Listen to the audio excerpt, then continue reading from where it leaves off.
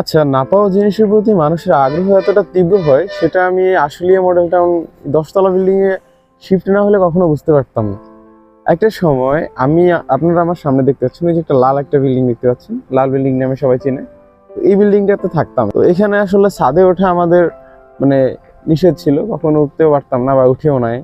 তো তারপরে হচ্ছে বিশেষ কারণবশত আমাদের হচ্ছে বাসা চেঞ্জ করতে হয়। আমরা তারপরে এই নতুন বিল্ডিং এখানেই আমরা শিফট হই। এটার 10 তলাতে আমরা একটা বাসা মানে ফ্ল্যাট পাই, এখানে শিফট হই।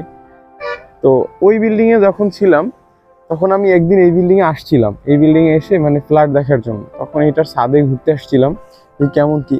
তো ছাদে আসার পরে আমার জাস্ট মাইন্ড ব্লোয়িং অবস্থা। আমার এত ভালো লেগেছিল যে আমার মনে হচ্ছিল যে আমি এখনই উঠে যাই বা কিছু একটা এমন। খুবই ভালো লাগছিল যে ছাদটা এত সুন্দর, চারদিকের প্রকৃতিটা এত সুন্দর দেখা যায়।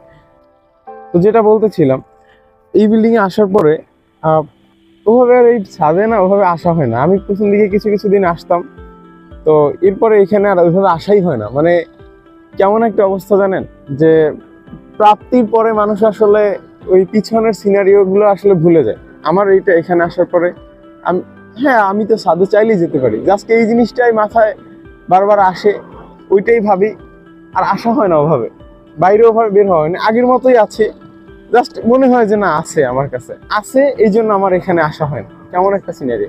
তো এটাই আসলে, যে প্রাপ্তির পরে আসলে মানুষ তার মূল্যায়নটা ভুলে যায়। ঠিক আছে, সব থেকে বড় কথা হচ্ছে এটা, যে মানুষ পেয়ে গেলাম তারপরে তার মূল্যায়নটা ভুলে গেলাম। দ্যাটস ইট, এটাই হয়েছে আমার সাথে।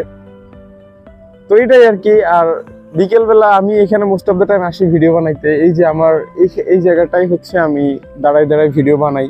কখনো কখনো ওই যে ওখানে একটা মসজিদ আছে, আসলে চলেন ওখানে একটু যাই, আমরা একটু দেখাই আপনার। তো অ্যাকচুয়ালি এটা হচ্ছে মসজিদ, মানে এই জায়গাটা মসজিদ হবে। এখানে মানে এই বিল্ডিং এর জন্যই করা হয়েছে। আরে এখন আন্ডার কনস্ট্রাকশন, কাজ হবে আর কি। তো চলেন আমরা একটু উপরে যাই। এই যে এই জায়গাটা কখনো কখনো আমার ভিডিওর ব্যাকগ্রাউন্ড হিসেবে থাকে। আমি কর্নারে দাঁড়ায় দাঁড়ায় ভিডিও বানাই মাঝে মাঝে। তো জায়গাটা খুবই সুন্দর, বুঝছেন। আমি এখানে আসি, ভিডিও করি। এই দেখেন আমার কাছে না সব থেকে প্রিয় হচ্ছে এই জায়গাটা। এই দেখেন, এই যে এই গাছের উপরে যখন রোদটা পড়ে কতটা সুন্দর লাগে, এটা উপর থেকে একমাত্র বোঝা যায়। এই যে এই পাশটা সেই লাগে। আমার সামনে ওই যে ড্যাফোডিল ইন্টারন্যাশনাল ইউনিভার্সিটি দেখা হচ্ছে, আমাদের সিটি ইউনিভার্সিটি ওই যে সামনে। নিচ থেকে গেছে ড্যাফোডিলের বাস যাচ্ছে। তো সব মিলিয়ে আসলে এখানকার যে প্রাকৃতিক সৌন্দর্যটা অন্যরকম। এই যে দেখেন সবাই খেলাধুলা করতেছে, খেলতেছে। তবে ওই যে দেখেন সবাই ঘুরতে আসছে এখানে।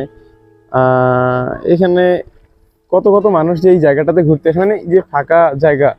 তো আমি একটা কথা সেটা বলবো, সেটা হচ্ছে যে ভাই, যারা ঢাকা শহরের ভিতরে থাকেন, যারা শহরের ভিতরে থাকেন,